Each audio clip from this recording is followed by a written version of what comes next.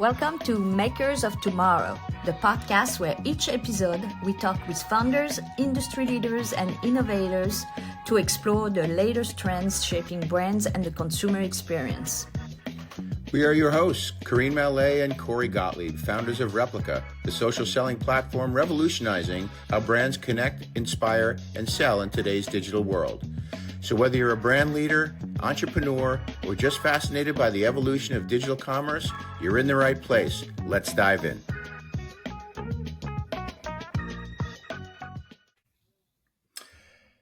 Today, we are taking a deep dive into the digital evolution of beauty with Patel, Senior Vice President of Growth at uBeauty.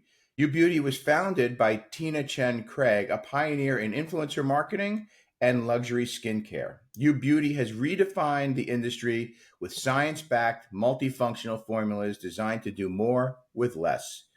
Welcome, AJ. Let's dive in. uBeauty believes in doing more with less. So how this idea influence the way you create products?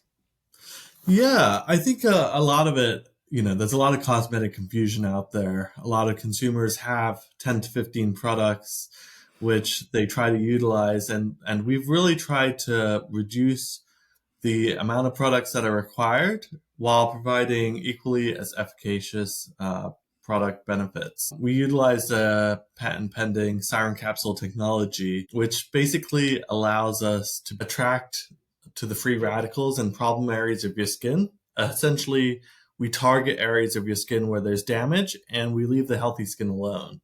So our products utilize much lower levels of actives versus traditional skincare brands, while we're able to provide equally as efficacious treatment to the consumer.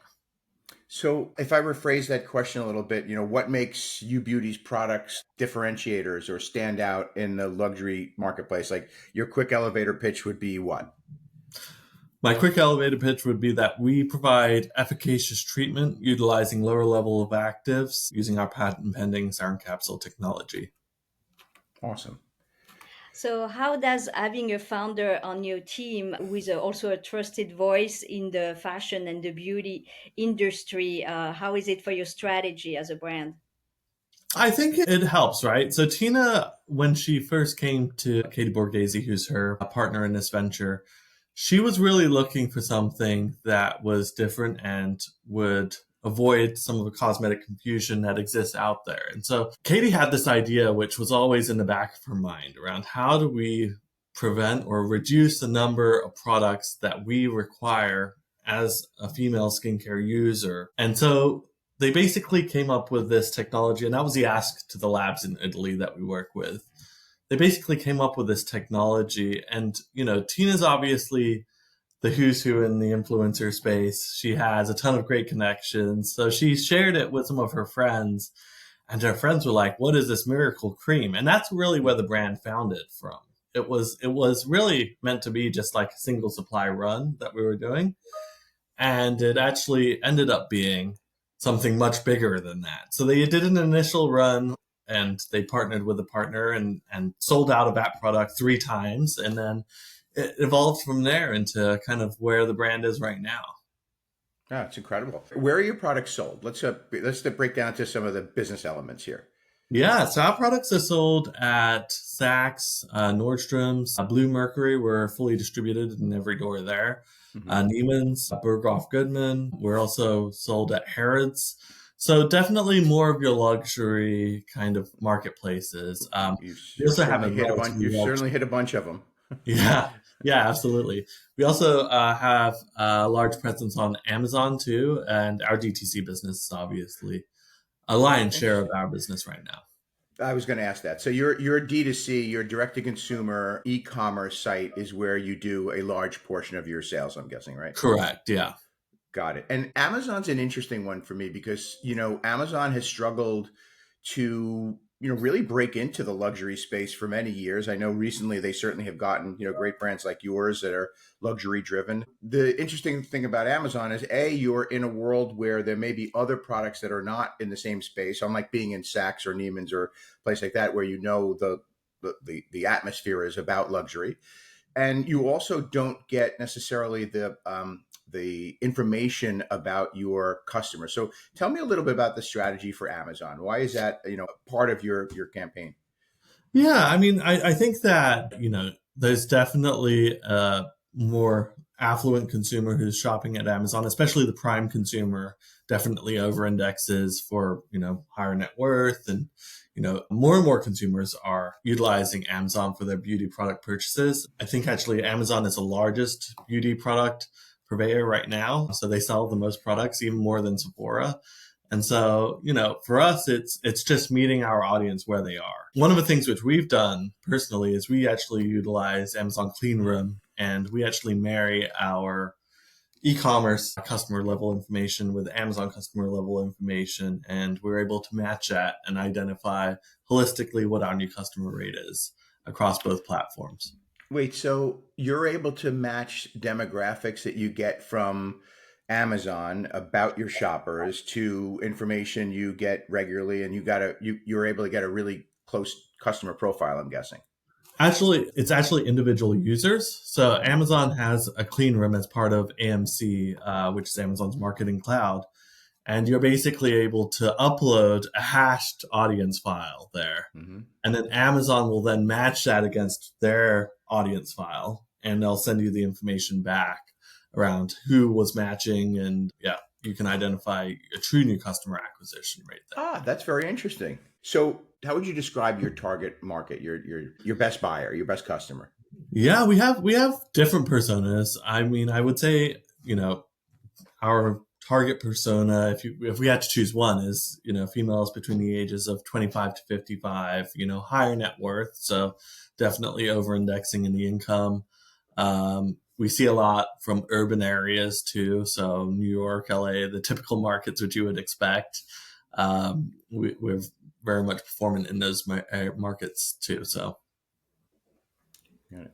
You just announced a partnership with Michelle Monaghan last week, I believe. And so, how has your influencer marketing strategy has evolved over the time?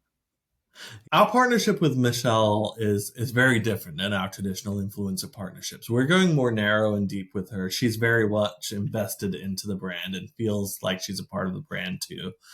And so, I think that we've worked with her to create this campaign, which is called Meet You in Your Moment, which is really, I think, speaks to a lot of women and females out there around, aging is not a linear kind of function. And so we're shifting kind of a little bit of a model in terms of how we've messaged that. And I think that ultimately what we're trying to say is that, previously your 30s were your 20s, your 40s were your 30s.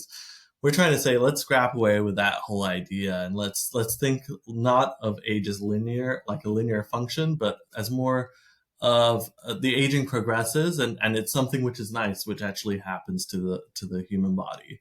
Obviously, we're promoting our skincare brand along with Michelle. She has and tried all of our products while filming her new show. And so, yeah, it was a great experience for us, and we're really happy to have that partnership. Any early results from that partnership that you can share? Yeah, no, we've seen definitely some great improvements in brand awareness. I think that's really one of the main areas that we're focused on. So, preliminary results, albeit very early on, look very promising.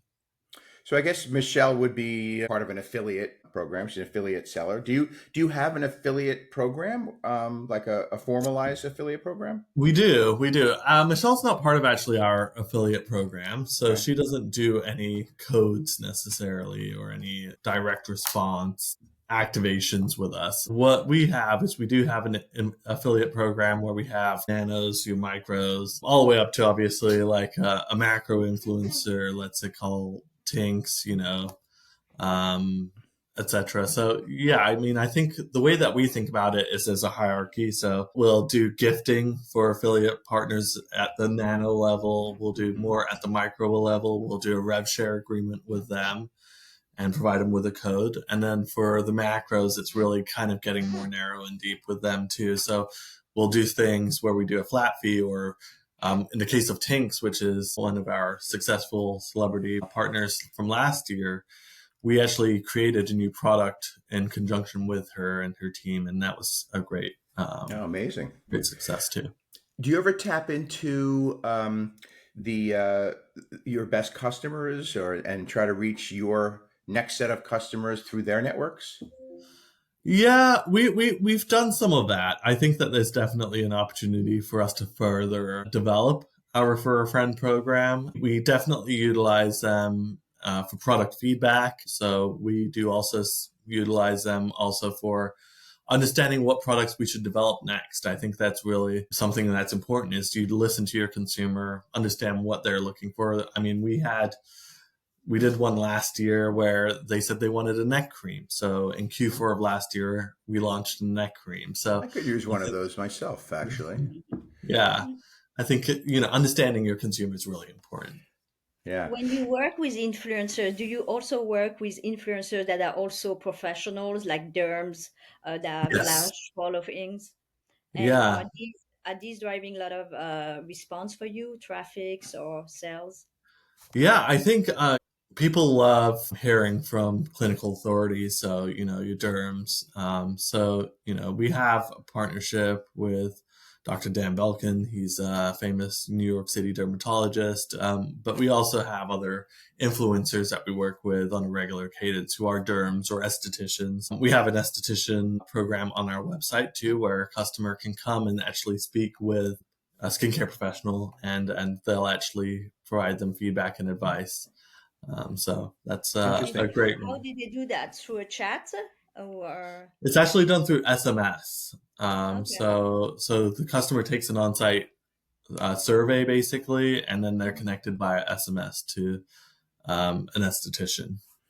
This line of questioning is particularly interesting to Karina and I because I think, as you know, we developed a software called Replica Software, and we power a lot of skincare brands' social selling activities and affiliate sales activities. And what we've noticed is a definitive uptick in the amount of professional users that brands are tapping into, and trying to reach their target audiences through the network of professionals.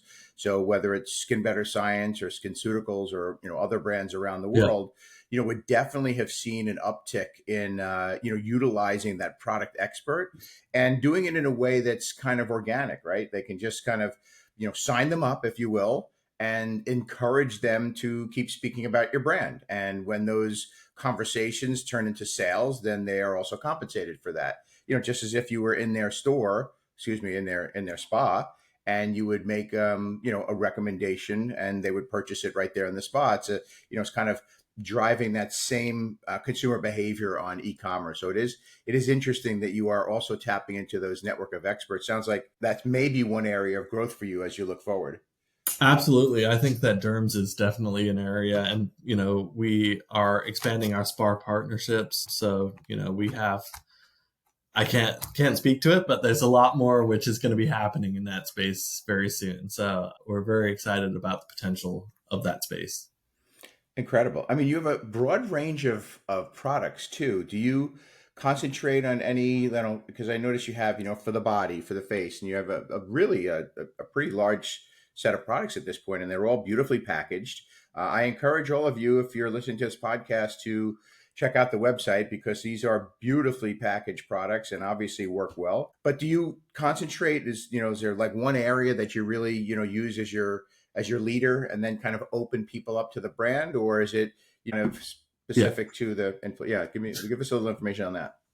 Our first two products were the resurfacing compound and super hydrator. I think those two really are our key products that we try to acquire new customers with, just because they're such important parts of a consumer's regimen that we want to be part of developing that regimen. And the Duo is a great entry point to do that. The resurfacing compound has multiple benefits. So, it can replace up to 8 different serums or treatments that a consumer is using. So, that's a great product. And consumers definitely love to start with those two products initially. Our hydrator is also really, really great. Had a lot of celebrity press mentions in the past. It's used by supermodels, etc. So I think that's definitely an area that we focus on, is acquiring customers with those two products in particular. And would you say that the consumer that is most likely to buy your products would be a more sophisticated user of skincare products? I don't necessarily think so. We do definitely over-index for the skin care experts, I would say, Hmm. or more well-versed in the skincare space consumer. But, we definitely do appeal also to people who are entering the skincare market for the first time. And so we've seen, I think, a variety of different customers within our customer base. From the skin experts all the way down to, this is the first product I've ever used on my skin. I've never trusted anything else. And, Right. I think that it's time for me to kind of step into utilizing skincare products. That makes for an interesting conversation with your potential consumers because, you kind of need to know the avenue or who you're speaking to. It sounds like obviously you have products that are at a higher, some of them are at a higher price point and, quite clear in their usage factor. And then you have other products that are maybe people with less sophistication on how to take care of the largest organ in their body, their skin. Do you use different messaging strategies to reach these different types of audiences? Yeah, absolutely. Absolutely. I think that it's really important that you speak to the audience. So when I was mentioning earlier, kind of the personas, we've developed personas for each one Hmm. of these different customers. There's also the high-low consumer. It's another type of consumer that we have. So a consumer who really utilizes only one expensive product, and maybe they utilize the rest of her regimen is a drugstore brand, right? Right. And so there's definitely different kind of messaging and different benefits that we speak to for different personas and different audiences. And just one more quick thing before we look to wrap up. I'm kind of curious with all of the affiliates you work with, and obviously the professional influencers that you have mentioned today. What do you do with the content that they create? Do you ever repurpose it for use on your own platforms? I mean, obviously it's being posted on the influencers channels, and I'm guessing Yeah. you're reposting. That's the obvious one, but we've seen a lot of skincare brands recently bring in that social context either onto their website so that people coming to the website can shop by inspiration, or even on the product pages where you're showing people how it is actually used. Do you head down that pathway as well? Do you utilize your content that's being Yeah. created? Yeah, we utilize it on site. In addition to that, we also whitelist a lot of the content too, right? So where we're running ads through the influencer's handle or through UBeauty's handle, and drive traffic that way to the website. Obviously, organic socials, table stakes at this point, so we do Hmm. that too. But yeah, I mean, I think that whitelisting is definitely a strategy that we're leaning into. Right. So Awesome. looking ahead, what digital innovation or trend excites you the most in e-commerce? I I personally think that we're trying to divest our risk away from Meta, which I think 99% of e-commerce brands at this point struggle with. Is Meta is the most performant channel. I think that there's interesting new channels which are popping up. Um, one of the ones which we've tested has been Agentio, which is in read kind of podcasts, and YouTube in read kind of ads. And that's been something which has been pretty compelling and interesting for us to test. CTV is also something which we're dabbling in right now too, with Michelle Monaghan campaign. So I think that's definitely an interesting channel for us too. And then obviously, I think from a technology standpoint, there's always consistent evolution in the tech stack. You look at your Shopify storefront and the way that it was built with 1.0, and then now all of the platform or all of the websites have moved over to 2.0, and there's kind of a shift to and the oxygen framework too. So there's a lot of different things which are happening, I think, in this space, which are exciting. AI is obviously something huge, which is being spoken about a lot too. whether that be for creative, ad copy, email, audience segmentation. There's a ton of applications for that too. So I would say that, all of those things are important, and being at the forefront is really important as an e-commerce leader. So it's safe to say the future excites you for two reasons. One is the possibilities for reaching new audiences with new platforms that are developing. So let's call that distribution of messaging.